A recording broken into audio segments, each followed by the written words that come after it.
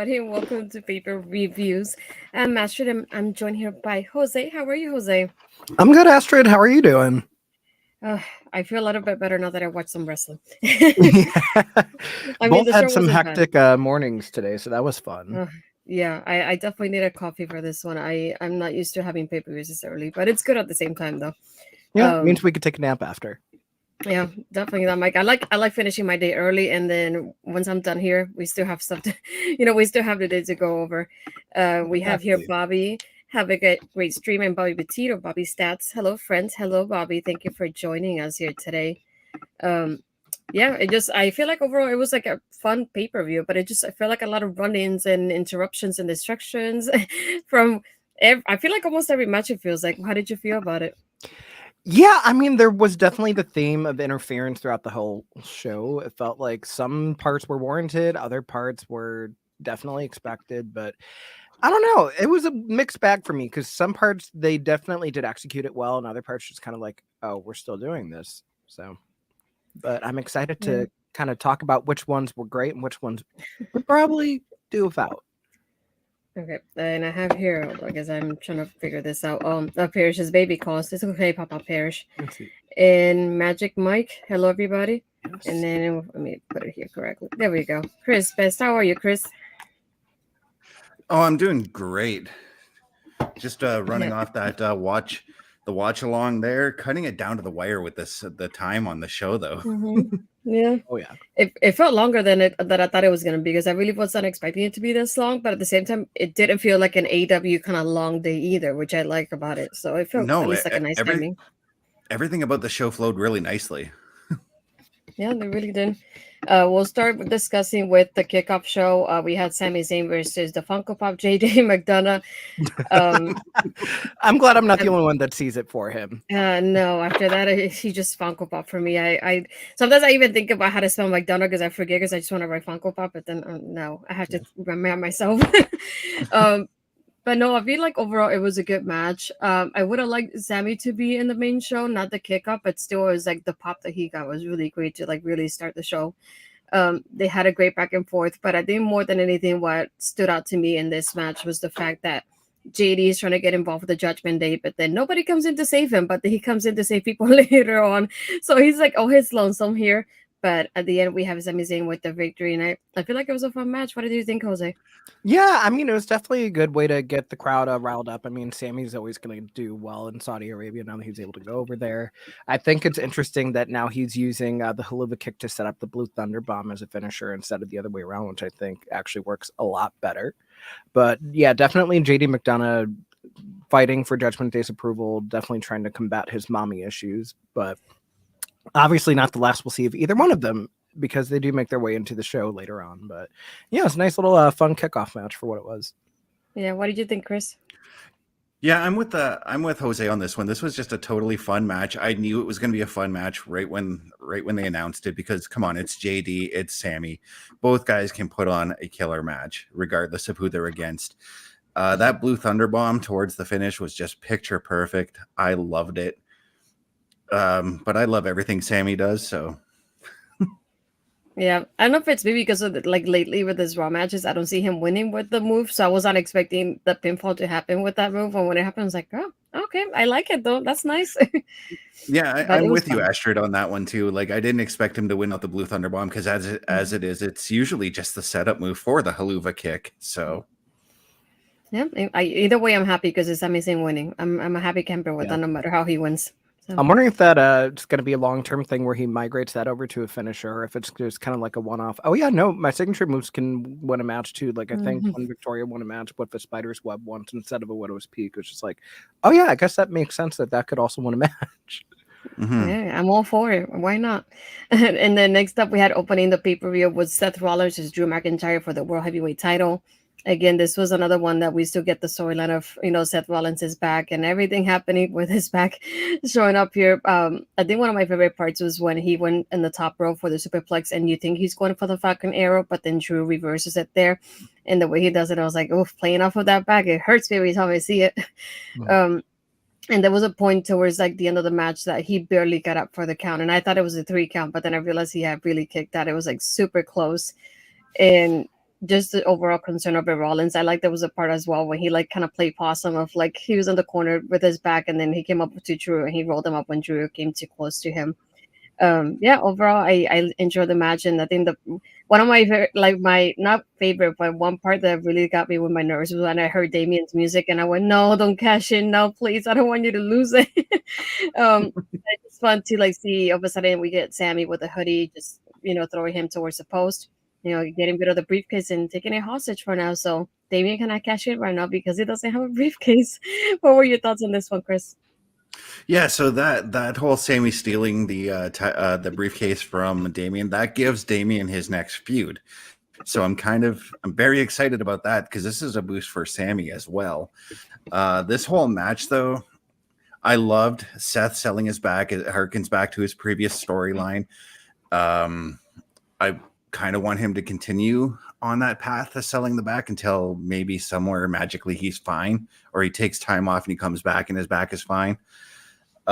Drew was firmly believable as the monster in this match, and Seth being the underdog was firmly believable as well. Yeah. What were your thoughts, Jose? Yeah, no, I thought it was a great match. I like the fact that like there were as many false finishes as it was. It didn't feel like there was any sort of like face heel dynamic, which was actually kind of refreshing. Just very much good counter wrestling, using the finishers for false finishes. We saw Drew kick out of the stomp. We saw Sammy kick out of a claymore. Future shock pedigree. They're going back and forth. Literally, the only pet peeve I had with this match, and it's just me being a presentation guy, is why did Seth come out first? I can't stand when a champion comes out first in a title match. It had me thinking we were going to get broken dreams or something, but no. So, I mean, aside from that, everything I thought was a really good way to open the proper show. I like that Michael Cole called him the working man's champion. It was just a really good match of, oh, wait, is this actually going to be where it ends? But yeah, very good. Yeah, like how they keep you at the edge of my seat with every single match. It's like, is this going to be the last one? Is this going to be the last one? It's like, I don't want it to be. But I knew with this one, I was going to be happy with either one winning. I'm a Rollins fan, but like we got with the video package beforehand, Drew said it himself, was like, I got my moment and there was nobody here to cheer me. So it's like, I want him to have that moment in front of the crowd and get that moment of people cheering for him when he does win the title. So it's like that part is like, it made me think of like, it doesn't matter who wins. I feel like we all win at the end with no matter, what route they decide with this one. And we have Bobby Petito. Who do you guys think will wrestle against Rollins at Survivor Series? I don't know, because I'm not sure if they will do Roman versus Seth, because I don't know. I feel like they won't for some reason. I don't know why I have a feeling about that. I don't know what they're doing for Survivor Series because they did announce that War Games is back. So something tells me that it's not going to be like a brand war necessarily. And if it is, then we're going to have to really see what happens. I feel like the one thing that probably will happen will be Judgment Day versus the Bloodline.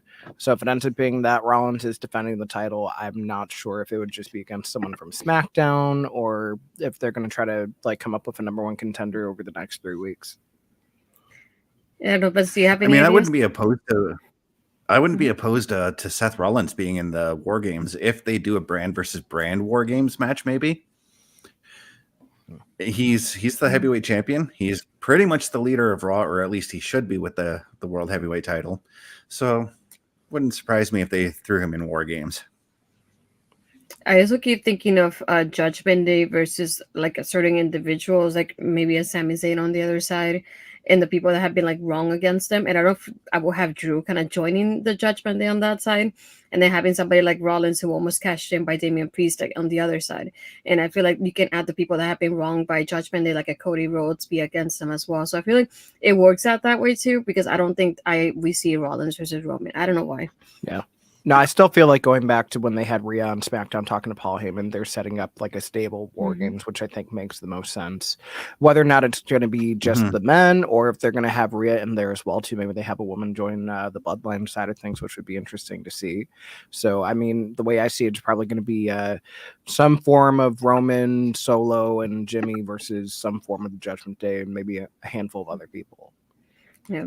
I like how right after this we had Rhea coming up for her match, and she sees Drew just sitting down like disappointed about the loss, and she like shrugs at him like kind of like I told you so before she leaves. Yeah. And the way he looks at her, I was like, this was exactly what we needed to see, especially after the chat they had, I guess if you want to call it backstage on Raw, like where we see them in the background talking to each other, and it kind of gives you that clue of like maybe she's kind of giving him that moment of like, if you join us, I would have helped you and you would have won. That would have been a total different story if you had joined us at the end. So I think that was interesting to see. I did love like, yeah. Sorry, go ahead. Sorry, in that little 30 seconds just adds more to the mystery of what Rhea and Drew were talking about. Yeah, as Magic Mike says, Tamina has been posting black screens today. I didn't notice that. I'm gonna have to look it up after this. That could be interesting. We also saw Paul Heyman talking to Ava when he was in NXT. So definitely a few options for the women's side of the Bloodline, which is interesting to see. So I just wanted to add Ava to the match because I feel like she can't do much. She's still very green in the ring, but maybe she could be somebody that could assist the Bloodline from the outside somehow, which I can tell you happening. Although, to be fair, in a War Games match, it's not really about being technically sound. It's just being able to like deal with the variables of weapons in a match and knowing not to get in the way of certain things. So I don't know. She might fit in with the Bedlam. Yeah, we never know. They're dropping clues and hints here and there, so we never know which route they'll decide to go with. Right after this, we had the Women's World Championship. It was Rhea versus Nia versus Raquel versus Shayna versus Zoey. And I love about the dynamic between this match, having all these women who are powerhouses within the division. I love showing them out. And I like how they all got a moment in during the match in itself to like show out. I was like, this is exactly what it needed to be. And I kept thinking either Rhea's going to retain it or we get a surprise that we're not expecting. At the end, as she says, mommy will always be on top. Rhea still retains. I love the way it happened, but it also upset me in a way. And I'll say because I did like her, doing the riptide to Zoey, dumping her on top of Raquel, who was already pinning Shayna. But I'm already thinking like, if I was Raquel, I wouldn't have gone in the way there because you knew they were coming down eventually. So you made yourself like in the middle of like the sandwich here and got squished there at the ends for like no reason in a way because the pin got broken up that way. And I like how at the beginning we have Nia coming into the match and she's being like, no, everybody's gonna go for me because I'm the biggest one here. So I'm skedaddling out of here and getting out of harm's way. And another part that I really love, which I know that NXT does quite often when we have this multi-person matches, is that there was no moment that it slowed down during the match. We always had at least two people in the ring doing something. And I like that. It was like there was no like stopping. I did think it was funny that at certain times we had Rhea kind of pulling Shayna away from whatever was happening in the area, which I thought was funny seeing it on screen. She would like saved her like I think maybe 3 times or twice if I'm not mistaken. But even like the Tower of Doom, I think it looked incredible what they did with all the ladies there too. And even Zoe's dive that even I think the cameraman got hit on the way there too. I think the shot at the end was incredible. But overall, I feel like they killed it. I knew obviously they look a little bit choreographed in that way because there's so many people in the ring in so many areas. But either way, I think it was a fun match to like continue on after Drew and Seth Rollins and how the high was from that match. What did you think, Chris? This match was the match I was looking forward to watching all night for the night. So they did not. I loved every moment of this match because I just love what they're doing with women's wrestling right now in the WWE. Rhea Ripley is just my favorite. Every time she's on when I'm doing the Raw watch along, you'll see me on screen sitting here quiet because I'm listening to what Rhea is saying on the screen. But this Fatal 5-Way was just bell to bell, straight up entertaining. I love this match. The finish, you're right there, Astrid. There could have been just a little bit more tweaking to that finish to make it work. But the right woman did come out on top, and every woman got their spot in. Every woman came out strong still in this finish. Yeah, what about you, Jose? No, I really enjoyed this match. And then similar to Chris, this was one of the ones that I was just like, okay, this is the one I'm kind of excited for the most. So, I mean, even before the match, we saw Rhea Ripley finally have like a really special entrance, which no woman has gotten at any of the Saudi shows where she has like 12 men on the ramp, just waiting for her to come out and her presence, which adds to the mystique of how crazy, like she blurs the line between like, is she just like the greatest women's star in the roster, or is she the greatest star in the roster? So that was nice to see. I love that we got so many cool spots. Shayna doing a triple submission hold was incredible. Like we had her doing a Karafuda to Nia, we had a double Indian deathlock. There were a lot of good spots in between where they were focusing on like countering out of people's finishers. We saw Rhea take a Z360 that dive to the outside.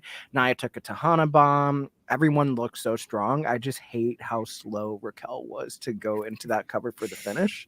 I was joking about it on Twitter, saying it reminded me of the Great Snail Race from SpongeBob, Lightning Larry Luciano. But aside from that, it really was a fun 5-way, and I think it did a great job of highlighting everyone on the roster. I don't think there was anyone that comes out of there looking like they had a piss poor match. Yeah, I was expecting Raquel to pull Shayna from there, so that way it will be Zoey landing and then Rhea pinning Zoey. So I thought that was gonna happen, but she's like, "No, I have enough time." I'm like, no, you don't. Why are you going in there? Yeah. But still, it's like it was a great match. I do wonder who they're gonna have to go against Rhea after this, because I know the other ones can just say easily, except for Shayna. It's like I didn't lose because I didn't get pinned, so that we get one of them going against her next time.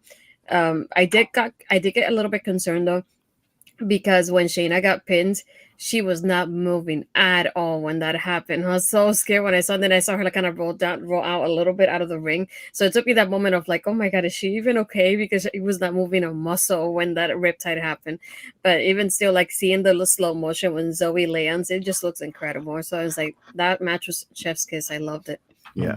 So the beauty of this match too is that going forward after this is any one of those 4 women still have their claim to challenging Rhea for the championship. Yeah, very true. Next up, we had the greatest of all time, John Cena versus Solo Sikoa, with the overall story here being that John Cena's trying to avoid the Samoan spike, but can he really avoid it? I don't know. But I like at the beginning when he avoids it and trying to go with the AA, but Solo just like, nope, it's not happening.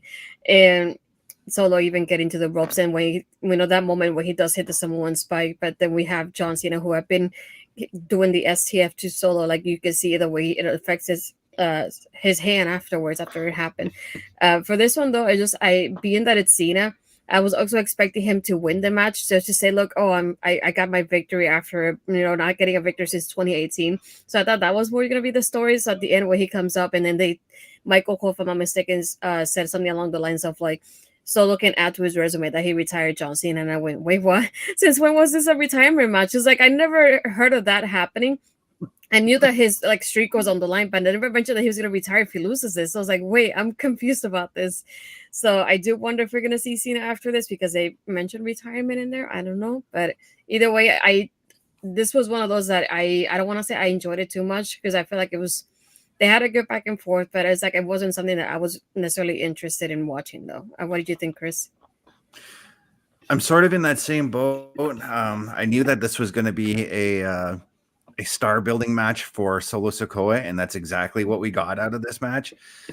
I don't know if I was a big fan of John Cena taking like 20 Samoan spikes to finish the match though, because if you're going to build a monster like Solo, and they did make him look monstrous in this match, if you're going to build a monster, make that Samoan spike finisher just that much more devastating.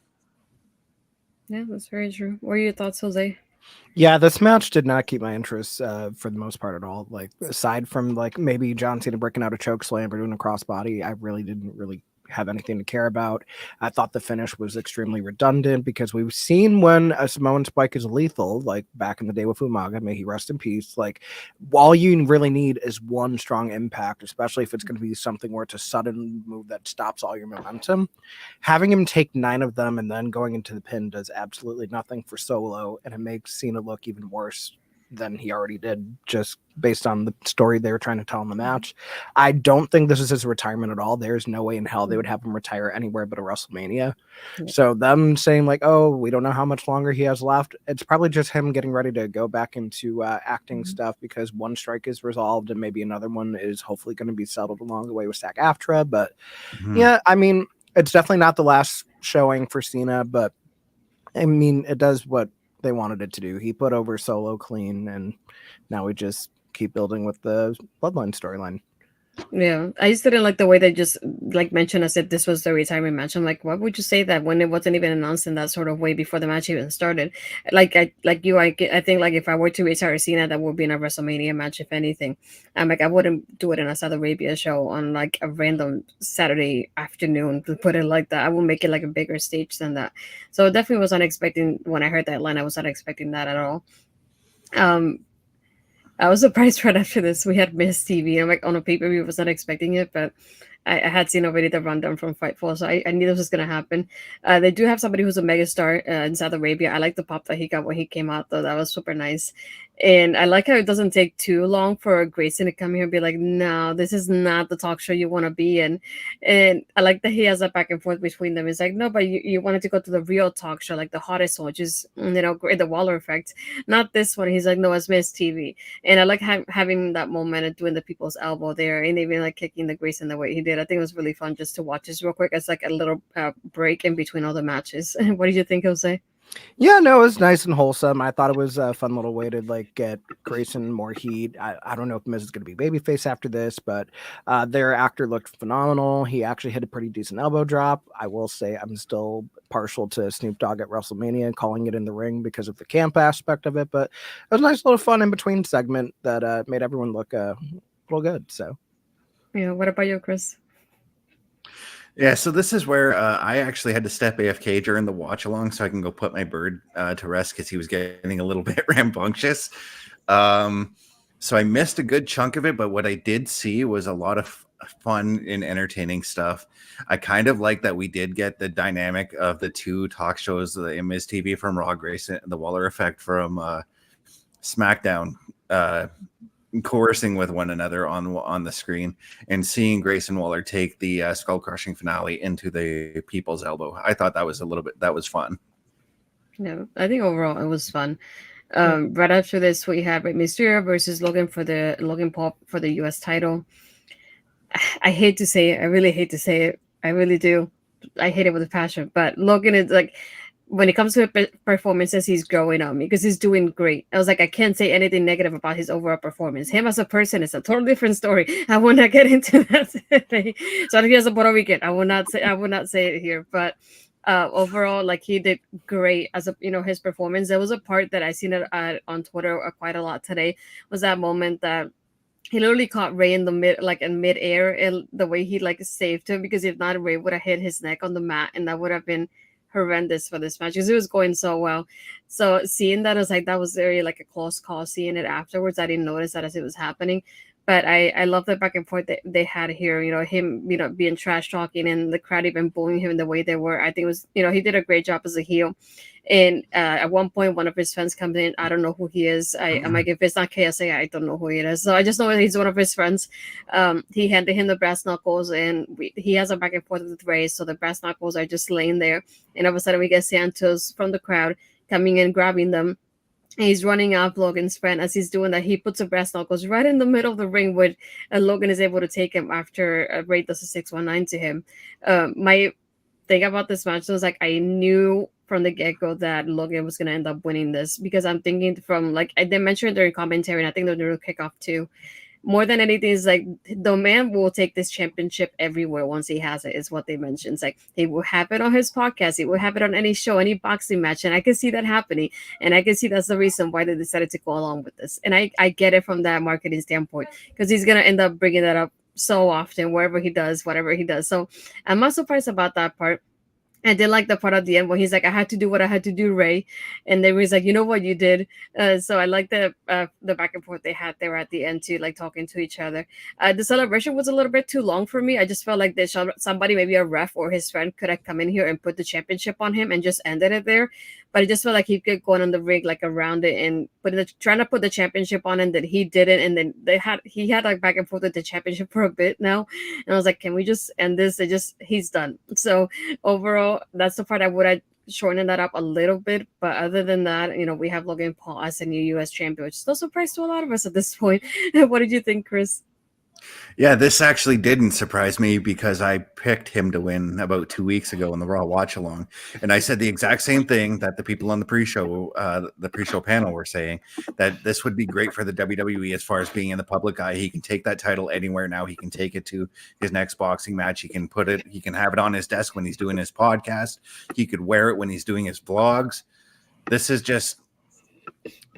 was actually a very fantastic match. I thoroughly enjoyed it. Rey Mysterio knows how to work with these guys who are still essentially green to the business, like Logan Paul, and he knows how to expose their weaknesses and expose their strengths. And that's exactly what Rey did in this match, is he exposed the strengths of Logan Paul. Logan Paul did the same thing for Rey. This match, they gelled well together, and I wouldn't mind seeing them one more time. Yeah, I wouldn't be surprised if it happens one more time, to be honest. What were your thoughts on this, Jose? Yeah, as the fellow Puerto Rican on the panel, I'm not too thrilled with Logan as a person, but I'll give the devil his due. He's good in the ring. I like the fact that he did save Ray on that moonsault where he almost had his head on the floor. It showed good awareness and I'm actually training to avoid stuff like this. Some cool things he did was that follow-away moonsault a la Shane Mercer that I've seen on the independent scene, but I mean, I totally understand why they did it as far as exposure and business side of things. I mean, it really does suck that as it stands right now, SmackDown only has one full-time champion, that being the WWE Women's Champion, which we will get into later. But yeah, I mean, it's going to be a real testament to see what are we going to do now, because either Roman's going to have to step up on his schedule, or we're just going to deal with the fact that if you want to see a champion, you have to watch Raw or NXT, maybe whoever is going to challenge for the women's title, because you're not going to see much of anything otherwise. Yeah, I didn't think about that aspect too, that he's not even a full 10 champion either. Every time I see him, I just go, where's Bud Bunny? Give me a balance at least. I'm like, either way, he's doing great as a wrestler. I can't complain about him in that aspect. He's putting the time and the work in, and you can see it in his matches. It's like, and they have such faith in him because they're putting him with like the highest people that we have, like a Seth Rollins or Mysterio today. So that's when you can tell like they have faith of like he's growing and learning in the ring every single time. So I can't complain about that aspect. But like you said, we have now the Io Sky versus Bianca Belair for the WWE Women's title. This was a fun match. The only thing that bothered me was I know that we have, and I love this part that Io it's concentrating on Bianca's knee because that's what the injury was before she left and before she came back. So I knew that was going to be the target throughout the match. But I don't like those moments of like you can see her striking and kicking the knee and doing submissions to the knee, but there's certain points of like Bianca would like run, for example, right after that happened. I'm like, did she just hit you in the knee? Shouldn't be hurting right now. But then she would like, it looks like she will remember a little bit later, like when she did the kick up, like, oh, I can do it. And then all of a sudden she's like, oh, it hurts. And they're like, oh, maybe she shouldn't have done that. Like those little bits and pieces. Like I feel like almost feels like she forgot about it at times and she brought it up a little bit later. But I did like the back and forth between these two. I love when Bailey comes in. I had a feeling Bailey was going to be the one because we had seen her in the videos through the night about Saudi Arabia. We hadn't seen Dakota. And then she's like, I'm watching her, I'm watching her. And then Io's just looking at her like, no, I don't need you here. And then not so long after that, towards like, I would say like the second half of the match is when we get Kairi coming in. And she goes against Bianca, and you can see her hiding on the other side of the ring as the referee's counting down Bianca, and she just manages to get in there before the 10 count happens. And I like the surprise here. I just didn't like the reaction that Kairi got. I feel like she would have gotten a better reaction if she would have returned in the US compared to Saudi Arabia. I think that's the only thing that bothered me about that aspect, because even if like she's joining the heels, having her return should usually cause a bigger pop than what the result she got today overall. I did like the storytelling here with Bailey at the end, because we do see Io and Kairi just celebrating in the ring together, but you see Bailey's face like worried, like she's seen a ghost. And for those of you that hadn't watched it beforehand, when last time we saw Kairi on screen, Asuka would sacrifice her championship match to go save Kairi, who was getting beaten up by Bailey. Obviously, we don't have Sasha in the mix, but we do have that moment of Bailey going like, I'm the last person she saw before she left. I took her down, and now she's back. So now we're probably going to have that tug of war with Kairi on one side, Io in the middle, and then Damage Control on the other side, which I think is super interesting of the layers that we have within this storyline. So I'm really excited and looking forward to it. What did you think about it, Jose? I love that we have so many layers to unpack with what's going on. I do wish that this was kind of saved for the stage, just because I know Saudi's never been like the biggest proponent of women in general, but I mean, it's always good to see Kairi back. I marked out, as anyone should. So I do like the fact that they are also acknowledging that Bailey is not exactly thrilled with the idea of Kairi being back in WWE with the way that she went out in 2020. I think it's going to be interesting to see if it's going to be something where she tries to recruit Kairi to join Damage Control because Dakota being injured leaves a void, or if it's going to be something where Kairi said, no, I saved Io, so I can take the championship from her, and seeing how that might play into things, if we're going to get a reunion of the Kabuki Warriors, or if that leads to what I hope a very bomb-ass triple threat match between Asuka, Io, and Kairi now that they're all on SmackDown. So, I mean, there's going to be so many great options for what can come in the future.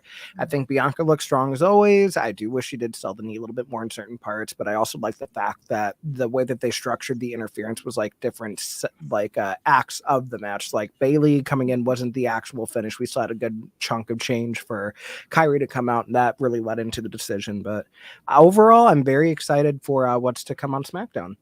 Yeah, and before we get to Chris here, I wanted to highlight this comment. I was talking to a friend that was in the crowd during the match, and he was like, we're all tired. I feel like if the match was earlier in the card, the reaction would have been better. Yeah, that's probably could be another point as well. I do think it just depends on the market. Maybe some people don't know who Kairi is, so that's why they don't know how to react to her at this point. So that's why I think it would have been better to have her return in the US, do something similar to what happened today. But I like how she returned. The moment I saw that person, I was like, there has to be Kairi. It can't be anybody else but Kairi. And I like how they took a little bit of a moment before they turned around the camera. I was like, okay, I'm glad it's just her that I was expecting exactly. But I think it was like it worked out great in like the sense of how it happened. But I just would have liked a different reaction for her though. What did you think, Chris? Yeah, I'm with you on this one. Kyrie's debut was in front of a crowd that she has never wrestled in front of. So nobody really knew who she was. So she might have been forgotten, maybe in that sense for this crowd. She should have debuted in any one of the North American crowds, American, Canadian, wherever. Bianca, as far as her knee selling, this has been a fault of Bianca's in the past. She's forgotten to sell her injuries during matches a plethora of times. But I marked out big time myself when Kyrie came back because I was front of the line when she got released in 2020. I was incredibly disappointed because Kyrie is my most favorite women's wrestler from Japan. So seeing her back in the WWE just makes me that much more happy.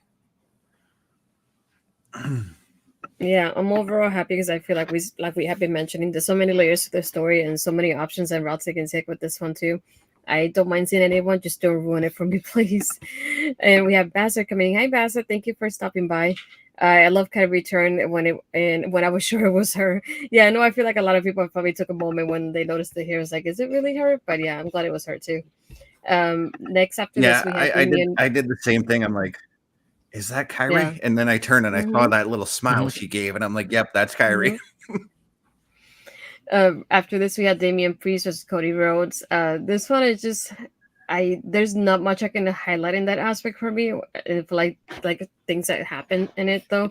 But I like having like the beginning of the match, having Cody come in, having Damian come in, do the reckoning to Cody and the commentary table because we know it's basically the same move, and then he hasn't used it in quite a while up until now that he's involved with Cody in the storyline. And as I suppose that I thought from the get-go, because we hadn't seen him all night as the pay-per-view was happening, but Baszler coming in here, reviving for the save and using that as a distraction, and then you think he's got it, but then JD is about to hit Cody, and Cody has him instead too. And we have Dom arriving, and when Dom comes in is when Jay's like, no, this is not happening. And that's when I feel like it involves more of the people that we would see for the War Games. So I think Jay would definitely be on the other side as well. And it took him 3 crossroads for him to pin Damian Priest at the end, but still we have Cody coming out with the win.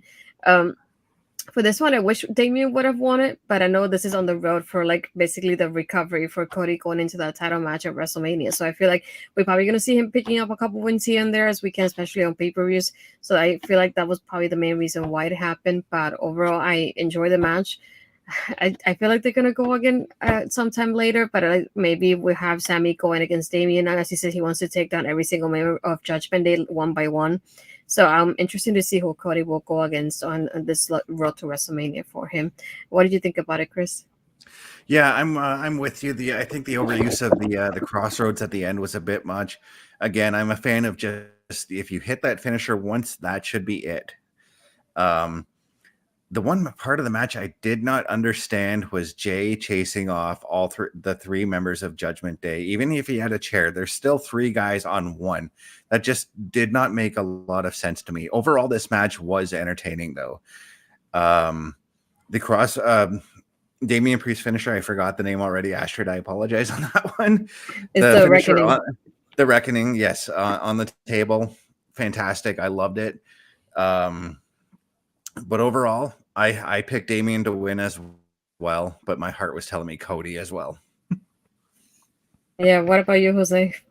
Yeah, I mean, it was fine for what it was. I didn't think Damian was going to win, just given the fact that he already lost momentum from the failed cash-in and Sami running off with the briefcase, and the fact that all chances of Judgment Day interference got thwarted by Jey Uso. But yeah, I mean, I'm just ready for Cody to move on from everything with the Judgment Day. I don't even think it's really worthwhile to have him like go up against like Finn or whoever else. I think he needs to kind of find some footing while he's in this lull of if he's going to go after Roman to finish the story or if he's going to go after Seth. Then maybe have a detour into a different story. But yeah, I mean, I'm also a big person of just like, if your finisher is your finisher, one time is enough. I hate like the fact that we had 3 crossroads, 2 Cody cutters and a partridge in a pear tree for the match, but it is what it is. Yeah. I think just probably his way of sending a message of like, no, this is my finisher, not yours. So I'm not gonna do it once, but I've heard 3 times, so you learn your lesson. That's what it felt like to me at the end. But still, it's just a fun match. Yeah, but he does that all the time. You know what I mean? Oh yeah, yeah. Mm-hmm. So yeah, Yeah, it doesn't surprise me either. And then we have here for our main event, we have Roman Reigns versus LA Knight for the undisputed WWE Universal Championship. I hate to say it, but it's just like it's the same old stuff. So it's nothing new in that aspect. We get Solo coming out towards the second half of the match, and you can see him distracting the referees and the officials that he has towards the ramp. But then we have Jimmy coming in here assisting Roman, dragging him out to give him that moment. I was like, I feel like LA Knight didn't look bad because I feel like he had a good performance in the match. But it just it's a bloodline match. It's something that I expected to happen. Roman coming in here and then Solo being involved and Jimmy and Heyman. And in the end, La Fala, Roman wins because that's what we get all the time. So it's like that to me, that was just like the same old routine, just with LA Knight instead. I know he was not going to win, but I was still like, I would have liked for LA Knight to win. That's a different story, but it is what it is. It's a bloodline match. So it's like, I knew it was going to be the same old kind of thing, just rehash with just him instead. So it's just, it's okay. I know this was going to be the main event because it's Roman, but I'm like, I would have liked if Rollins and Drew would have been the main event because it was more fun to watch. And I was more hooked on the storyline than with the bloodline at this point. But yeah, we still have Roman Reigns as champion, which is nothing new for us. What did you think, Jose? Yeah, it's very much Roman wins, LOL. Like, I knew from the second that this was announced, it's like, okay, he's going to win here because why would he drop it in anywhere other than WrestleMania? The same problem they faced with John Cena and just... I mean, LA Knight, he's doing great at getting over. I think he's well-deserving of a rub. I just feel like this was the wrong place and the wrong time for him because now he just looks weak, just like everyone else has that's gone up against Roman. And it probably doesn't seem like we're going to have a real contender for the Universal title anytime soon either. So Roman gets to keep padding those stats for this historic reign that is never going to end, it seems. It's never ending at this point. I'm just waiting for the moment we get that new champion so that it becomes fresh with new contenders and new stories, because we feel like no matter who goes against Roman, we know that he's going to win at the end, unless it's Cody Rhodes at WrestleMania. So it's like we already expect him to keep that championship at least until Mania. If he keeps it at Mania, that's when I'm going to cry and be like, I cannot watch SmackDown anymore, at least whenever the bloodline comes out, because it's all the same stuff again. But I'm just hoping WrestleMania is the end. Please let it happen. What about you, Chris? I'm kind of in that same boat again, Astrid. I'm tired of the same old when it comes to Roman's finishes, and that's why I would not mind if LA Knight comes out on Friday and says, "Hey, I want a rematch, but I want it in the cage. I want to see if you can beat me on your own." Because let's face it, LA Knight did kind of have Roman's number in this match up until the interference happened. LA Knight did stand his own ground, and he is a bona fide star coming out of this match still. I do feel like there is a championship match somewhere down the road and a championship run somewhere down the road for LA Knight after this match now. Yeah, I feel like you definitely have to keep going with him, and now that people are popular with him right now, you have to keep going with that. So I feel like they do have to do something with him, and I would do it soon before people start, turning away from him, thinking like he's not going to get anything. But let's just see how it goes later on after Mania. But overall, I think it was a fun pay-per-view for a Saturday afternoon-ish for us in the Eastern side. So, I enjoyed it overall. Looking forward to what they do for Survivor Series, since we have War Games coming up too. Do we get only, a brand one, or do we get a men's and a women's? How is that going to work? So definitely curious of what their plans are moving forward with this. I feel like, as Chris was saying earlier, they're doing great with the women's division now as well. So I feel like there's so many possibilities for War Games too, which I'm looking forward to. But yeah, overall it was a fun pay-per-view. What did you guys think overall on this? Yeah, I think overall it was a fun show. I mean, for the matches that I enjoyed, I really enjoyed, and the ones I didn't care for, I mean, I'm not offended that they were on the show by any means, but it does really get me thinking about how they're going to go about Survivor Series. I think we are going to have a men and a women's War Games, although I don't think they're going to be very brand-centric. I think they're probably going to be focused in stables.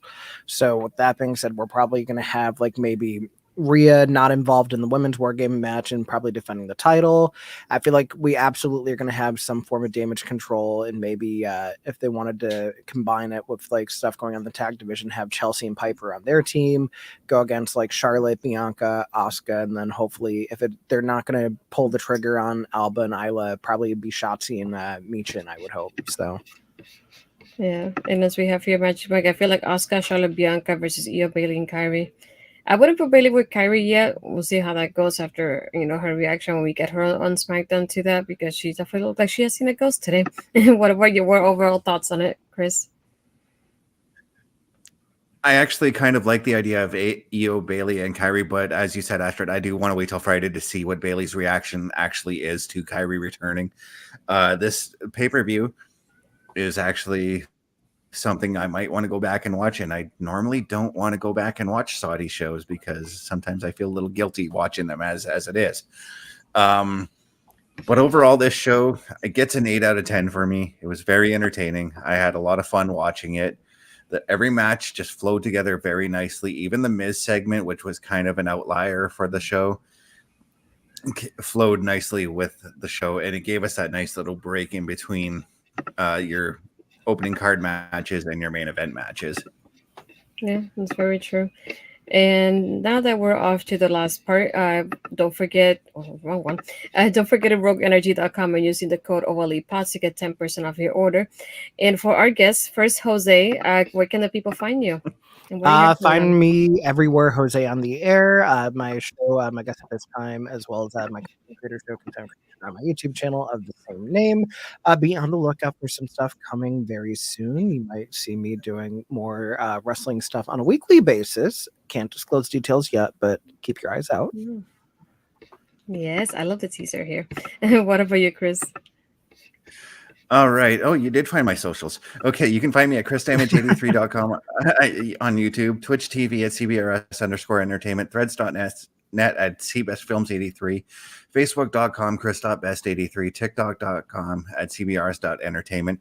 You can catch me here on our local establishment on Monday nights. This week, I'm doing the hosting duties myself for the Raw Watch Along, and on Tuesday night, 8:05, where I will also be hosting the doing the hosting duties on my own as well, 8:05 Eastern for Turnbuckle Talk.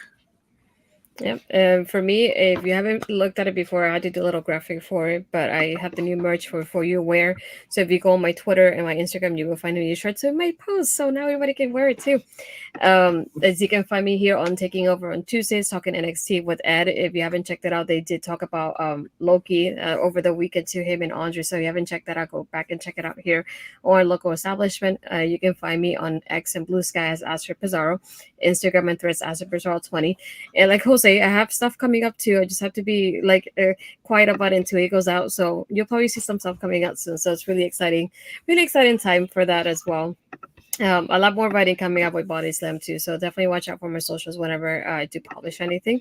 I do want to thank Jose and Chris for joining me today for pay-per-view reviews, talking about Crown Jewel, and thank you everybody that was in the comments and watching us today. If you haven't yet, make sure you follow OLE on Twitch, so that way you get notified whenever we go live. And if you want to subscribe, you can get the emotes too if you subscribe if you haven't yet.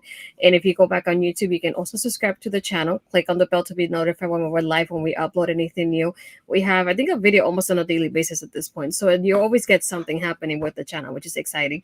But we want to thank everybody for watching, and we'll see you next time.